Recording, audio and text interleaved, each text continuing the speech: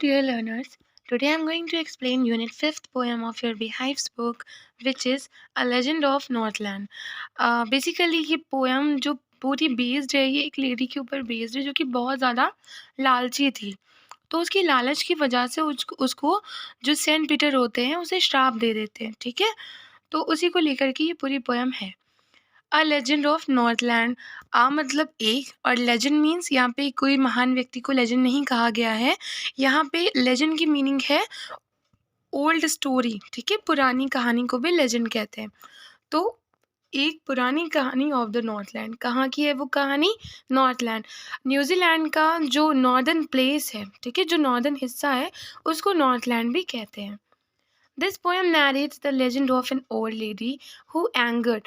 ये पोएम क्या बताती है? लेजेंड बताती है, कहानी बताती है। किसकी? ऑफ एन ओल्ड लेडी, एक बूढ़ी औरत की कहानी के बारे में इस पोएम में बताया गया है, जो कि एंगर्ड यानी कि जो गुस्सा दिला देती है सेंट पीटर को, बिकॉज ऑफ हर ग्रीड, अपनी लालच की वजह से वो सेंट पीटर को गुस्सा दिला देती है। अब सेंट पीटर कौन है? सेंट पीटर एक तरह के वो संत थे, या हम लोग कह सकते हैं वो जीसस क्राइस्ट के 12th डिसाइपल थे, मतलब वो उनके 12वें शिष्य थे। इनका काम क्या था? इनका काम था एक जगह से दूसरी जगह जाके लोगों को धार्मिक मतलब धार्मिक चीज़ें बताना। ये एक प्लेस से दूसरे प्लेस पे जाते थे, लोगों को धार्मिक उद्देश्य देते थे, धर्म के बारे में अच्छी-अच्छी बातें बताते थे। किस धर्म के बारे में? क्रिश्चियनिटी, ठीक है। क्रिश्चियन धर्म के बारे में ये लोगों तक अच्छी-अच्छी बातें फैलाते थे, ताकि लोग जान सके कि उन्हें क्यों क्रिश्चियन धर्म को फॉलो करना चाहिए, उसमें क्या-क्या चीज़ें हैं जिसकी वजह से लोगों को क्रिश्चियन बनना चाहिए। तो ये उनका काम था। Away, away in the Northland, where the hours of the day are few and the nights are so long in winter. Away, away, मतलब यहाँ से बहुत दूर, नॉर्थलैंड में, जहाँ पे hours of the day, जो दिन के घंटे होते हैं, आर फ्यू मतलब बहुत कम, तो वहाँ के जो दिन के घंटे होते हैं वो बहुत कम होते हैं। And the nights are so long in winter, और वहाँ की जो रातें होती हैं वो सर्दियों में वहाँ की रातें बहुत लंबी लंबी होती हैं, जैसा हमारे यहाँ भी होता है, सर्दियों में रातें बहुत लंबी हो जाती हैं। That they can not sleep them through, कि वहाँ के जो नॉर्थलैंड के लोग हैं, क्योंकि रातें इतनी लंबी होती हैं तो वो लोग वहाँ पे पूरी रात सो भी नहीं पाते हैं, ठीक है। उन आधी रात से ही उठ के उन्हें कुछ ना कुछ करना पड़ता है। Where they harness the swift reindeer to the sledges when it snows. वहाँ के जो लोग होते हैं वो हार्नेस करते हैं ना, दे किसको कहा गया है? People of the Northland. वहाँ के जो लोग हैं वो हार्नेस मीन्स रस्सी, रस्सी से वो बांध देते हैं किसको? Swift reindeer. स्विफ्ट मतलब तेज़ भागने वाले, तेज़ दौड़ने वाले। रेनडियर मीन्स जो बारहसिंगा होते हैं ना, या एक टाइप के वो हिरन भी होते हैं, तो वो तेज़ दौड़ने वाले बारहसिंगा को वहाँ पे रस्सी से बांध के उसको किससे बांध दिया जाता है? स्लेजेस। स्लेजेस मतलब तांगे। जैसा आपने देखा होगा जो वो होते हैं सेंटा क्लॉज जो होते हैं, जैसा उनका कार्ट होता है ना, जिस जिस व्हीकल पे वो ट्रैवल करते हैं, उसी टाइप का वो होता है। As you can see when it snows, वो इस व्हीकल को कब यूज़ करते हैं? जब वहाँ पे बर्फबारी होती है, जब स्नोफॉल होता है, तब वहाँ के लोग बारहसिंगा को रस्सी से बांध के, उसको तांगे से बांध के वहाँ पे उसको as a cart, as a vehicle वहाँ पे यूज़ किया जाता है। And the children look like bears cubs in their funny furry clothes. और जो नॉर्थलैंड के बच्चे होते हैं वो बिल्कुल किसकी तरह दिखते हैं? बियर्स कब, भालू के बच्चों की तरह। कब्स बोलते हैं बेबी बियर, जो भालू के बच्चे होते हैं उन्हें कब्स बोलते हैं। तो वहाँ के जो बच्चे हैं वो बिल्कुल भालू के बच्चे की तरह दिखते हैं। क्यों? इन देयर फनी फरी क्लोथ्स। फरी क्लोथ्स मीन्स होता है जो आप पिक्चर में देख पा रहे होंगे, है ना, जो इस टाइप के जो कपड़े होते हैं उन्हें फरी क्लोथ्स बोलते हैं। तो इस तरह के कपड़े पहन के वहाँ के बच्चे बहुत फनी लगते हैं। They tell them a curious story and I don't believe this true. They कौन है? पीपल ऑफ द नॉर्थलैंड, है ना। पोएट कहते हैं जो नॉर्थलैंड के लोग हैं वो अपने बच्चों को क्यूरियस मीन्स स्ट्रेंज, अजीब अजीब सी कहानियाँ सुनाते हैं।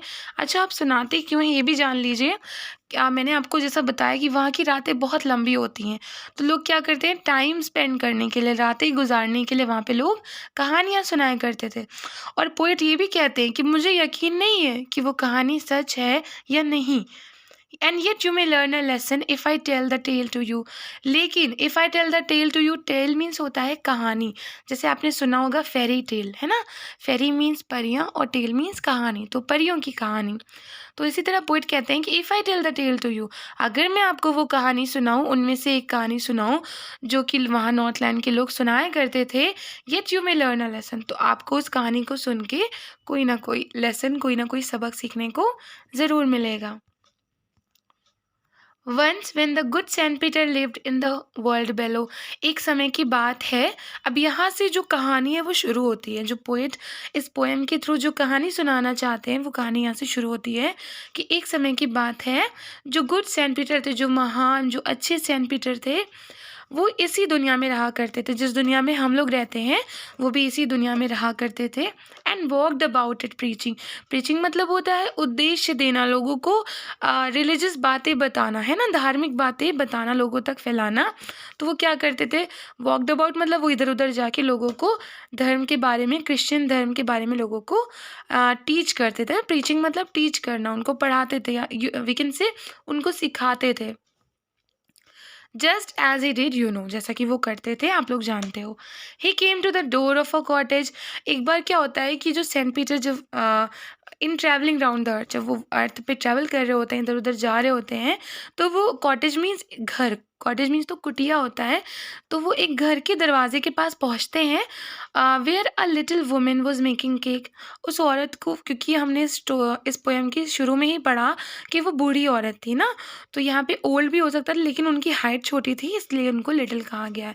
तो वो जो बूढ़ी औरत थी, जो छोटी सी औरत थी, वो क्या कर रही थी, वो इज मेकिंग केक्स, वो केक्स बना रही थी। And baking them on the hearth, hearth कहते हैं भट्टी को, ठीक है।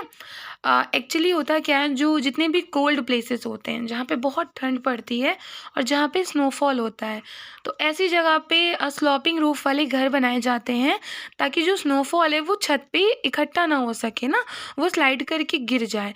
और ऐसे घरों में वो बनाया जाता है फायर प्लेस, ठीक है, घरों के अंदर जहाँ पे आग जलाई जाती है और लोग वहाँ पे आग जलाते हैं। तो यहाँ पे कह सकते हैं एक टाइप की उसकी, उस औरत के घर में भट्टी थी। अभी हम लोग क्या करते हैं, केक बेक करना होता है, ओवन है हमारे पास, ना तो भट्टी जलाने की ज़रूरत है ना कुछ करने की ज़रूरत है।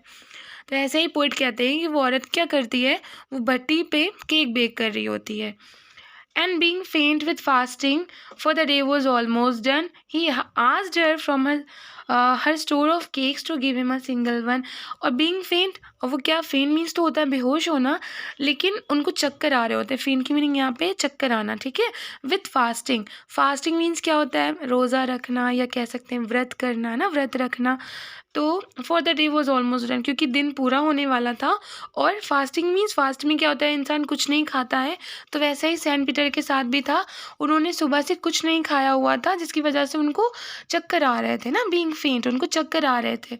He asked her from her store of cakes, तो वो उस औरत से पूछते हैं कि वो अपने केक के स्टोर में से to give him a single one, वो कहते हैं कि वो औरत उनको एक केक दे दे, अपने केक में से वो औरत उनको एक केक दे दे, वो औरत से मांगते हैं। So she made a very little cake but as it baking lay, तो वो औरत क्या करती है, वो बहुत ही छोटा सा केक बनाती है, बट एज इट बेकिंग ले, जैसे ही वो उस केक को बनाने के लिए, बेक करने के लिए उसको भट्टी पे रखती है, she looked at it and thought it seemed too large to give away. She looked at it, वो उसको देखती है, एंड थॉट इट, और क्या सोचती है, it seem too large to give away, उसको वो केक बहुत बड़ा लगता है, टू गिव अवे मतलब देने के लिए उसको वो केक बहुत बड़ा लगता है। Therefore she needed another, and needed मतलब होता है गूंदना, जैसे आटे को गूंथते हैं ना, उसी को नीडेड बोलते हैं।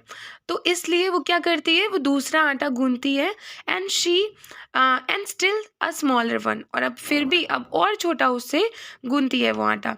But it looked when she turn it over as large as the first had done, लेकिन जब वो उसको पलट के उस केक को देखती है, तो as large as the first had done, जैसा उसने पहला वाला बनाया था, उस औरत को दूसरा वाला केक भी उतना ही बड़ा लगता है। Then she took a tiny scrap of dough, dough जब आटा गूंद जाता है, जब आटा गूंदने के बाद उस आटे को कहते हैं डो, ठीक है। तो अब वो क्या औरत क्या करती है, टाइनी मतलब होता है बहुत ही छोटा, तो वो औरत क्या करती है, उस आटे के डो में से बहुत ही छोटा सा स्क्रैप यानी टुकड़ा निकालती है, एंड रोल्ड इट फ्लैट, और उसको बिल्कुल पतला पतला, फ्लैट मीन्स पतला, बेल देती है, and baked it thin as wafer, उसको बेक करने के लिए रख देती है। और कितना पतला होता है वो, बिल्कुल वेफर, एक पतला सा बिल्कुल चिकले के जैसा, है ना, वो बेलती है और उसको बेक करने के लिए रख देती है। But she couldn't part with that, लेकिन इतना पतला बनाने के बावजूद वो उस केक को अपने आप से अलग नहीं कर पाती है, मतलब वो उस केक को अब भी देने के लिए रेडी नहीं थी।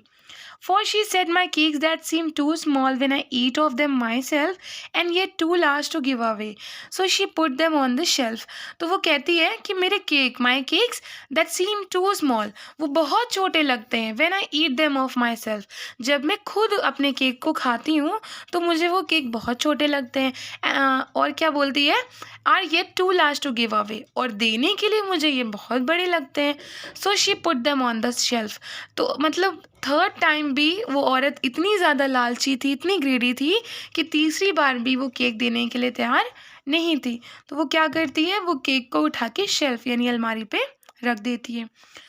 Then good saint Peter grew angry, उसके बाद जो सेंट पीटर होते हैं उनको बहुत गुस्सा आ जाता है। ऑब्वियसली गुस्सा तो आएगा ही, क्योंकि जो सेंट पीटर थे वो सुबह से भूखे थे, उन्होंने कुछ खाया नहीं था, और ये जो ओल्ड लेडी थी इसने जब 3 बार केक बनाया तब भी वो सेंट पीटर वेट कर रहे थे कि अब देगी अब देगी, लेकिन वो औरत अपनी ग्रीडीनेस की वजह से, अपनी लालच की वजह से वो केक नहीं देती है। For he was hungry and फेंट, जैसा मैंने आपको बताया, क्योंकि वो बहुत भूखे थे, उनको चक्कर आ रहा था। And surely such a women was enough to provoke a saint, and surely such a women, और इस प्रकार की औरत was enough to provoke, provoke means होता है उकसाना, गुस्सा दिला देना, ठीक है। अ सेंट, एक संत को गुस्सा दिला देने के लिए, उसको उकसाने के लिए इस प्रकार की औरत काफ़ी है। And he said, you are far too selfish to dwell in a human form. Dwell means होता है रहना, ठीक है, सर्वाइव करना। To have both food and shelter and fire to keep you warm. तो अब सेंट पीटर उसको क्या बोलते हैं कि तुम बहुत ज़्यादा लालची हो, तुम बहुत ज़्यादा सेल्फिश हो, खुदगर्ज हो, to dwell in a human form, क्योंकि तुम्हारे पास क्या है, खाना भी है, घर भी है, और आग भी है, वो जो तुम्हें क्या रखती है, वार्म रखती है, तुम्हें गर्म रखती है, और तुम मानव के रूप में, इंसान के रूप में रहने के लायक नहीं हो, तुम ये सारी चीज़ें डिजर्व नहीं करती हो, ऐसा सेंट पीटर उससे बोलते हैं। Now you shall build as the birds do. अब सेंट पीटर उसको कर्ज करते हैं, ठीक है, यहाँ पे इस स्टैंजा में सेंट पीटर उस औरत को बद्दुआ दे रहे हैं, उसको श्राप दे रहे हैं कि अब तुम क्या करोगी, build as the birds do, जैसे जो चिड़िया होती हैं जो अपना घोंसला बनाती हैं उसी तरह तुम भी बनाओगी। And shall get your scanty food, scanty मतलब बहुत कम, वेरी लेस, और तुम्हें भी जैसे बर्ड्स को बहुत कम खाना मिलता है उसी तरह तुम्हें भी बहुत कम खाना मिलेगा। By boring and boring and boring all day in the hard dry wood. Boring का यहाँ पे मतलब है होल करना, ठीक है। तो वो बोलते हैं कि तुम पूरा दिन, हार्ड ड्राई वुड मतलब जो सूखे पेड़ होते हैं ना, जो पके हुए पेड़ होते हैं जो एकदम हार्ड हो जाते हैं, कठोर हो जाते हैं, तो सेंट पीटर कहते हैं उन पेड़ों पे तुम दिन भर होल करती रहोगी, और तुम्हें उसी तरह जैसे बर्ड्स मेहनत करती हैं तुम्हें उसी तरह करना होगा, और तुम्हें फिर भी बहुत कम खाना मिलेगा। Then up she went through the chimney. Chimney, as I told you earlier, कि स्लॉपिंग रूफ वाले जो घर होते हैं वहाँ पे फायर प्लेस बनाया जाता है, तो उस फायर का धुआं निकालने के लिए ऊपर से एक पाइप जाता है जो कि घर के बाहर निकलता है, ठीक है, तो उसी को चिमनी कहते हैं। तो अब नेवर स्पीकिंग अ वर्ड मतलब अब क्योंकि वो औरत क्या हो गई थी, बर्ड बन गई थी, तो अब उस चिमनी के ऊपर से बिना कुछ बोले, and out of the top flu a would picker, उस चिमनी के ऊपर से क्या निकलती है, एक वुड पेकर निकलती है। For she was change to a bird, ये वही औरत थी जिसने अपनी लालच दिखाई थी, क्यों अब वो क्या हो गई थी, अब वो एक चिड़िया बन गई थी, बर्ड बन गई थी। तो वो चिमनी के ऊपर से, नीचे तो वो वुमेन थी, जब वो ऊपर निकलती है तो वो एक बर्ड बन के बाहर निकलती है। She had a scarlet cap on her head. जब वो ह्यूमन फॉर्म में थी, जब वो मानव के रूप में थी, तो उसने अपने सर पे एक स्कारलेट कैप पहना हुआ था, and that was left the same. बस वही उसके सर पे बचा रह गया था। जैसा कि आप लोग देख सकते हो कि जो वुड पैकर होती है ना, उसके हेड पे कैप की तरह होता है रेड कलर का, है ना। तो स्कारलेट मीन्स होता है combination of red and orange colour. तो जब वो ह्यूमन फॉर्म में थी तो उसने अपने सर पे एक कैप पहना हुआ था। बस वही सेम बाकी रह जाता है, और बाकी की चीज़ें क्या होती हैं, but all the rest of her cloth, rest मतलब जो बचे हुए इसके बाकी की चीज़ें थी, जो कपड़े थे, वर बर्न ब्लैक एज कोल। वो जब वो चिमनी के अंदर से जब आग से होकर के वो बाहर निकल रही थी, तो उसके सारे कपड़े जल गए थे, कोयला बन गए थे जल के, है ना। इन द फ्लेम, फ्लेम मतलब आग में उसके सारे कपड़े जल गए थे, राख हो गए थे, और एकदम काले कोयले की तरह हो गए थे, ठीक है। And every country school boy, और हर कंट्री के जो स्कूल के बच्चे हैं ना, स्कूल में जाने वाले या स्कूल में पढ़ने वाले जो बच्चे हैं, ये कह सकते हैं जितने भी लोग हैं, has seen her in the wood. Would means forest, jungle. Would means लकड़ी भी होता है और जंगल भी होता है। तो यहाँ पे पोइट कह रहे हैं कि जो जितने भी कंट्री के लोग हैं, उन्होंने उसको देखा होगा कहाँ पे, जंगलों में। उन्होंने वुड पैकर को देखा होगा। Where she lives in the trees till this very day. तो दिस वेरी डे का मतलब है कि जिस दिन सेंट पीटर ने उसको श्राप दिया था उस औरत को, उस दिन से वो औरत कहाँ पे है, जंगलों में। वो क्या कर रही है, boring and boring for food. वो क्या कर रही है, फूड के लिए, खाने के लिए वो पेड़ पे होल करती रहती है। That's all for today. पहले तो मुझे ये बताइए कि आप सबको एक्सप्लेनेशन कैसी लगी, और अगर सच में आप सबको एक्सप्लेनेशन अच्छी लगी है तो इस वीडियो को अपने हर एक क्लासमेट्स के साथ शेयर करिए, कमेंट करिए, और मेरे चैनल को सब्सक्राइब करिए, बेल आइकन ज़रूर हिट कर देना, and also like this video. Thank you for watching. Bye bye, take care.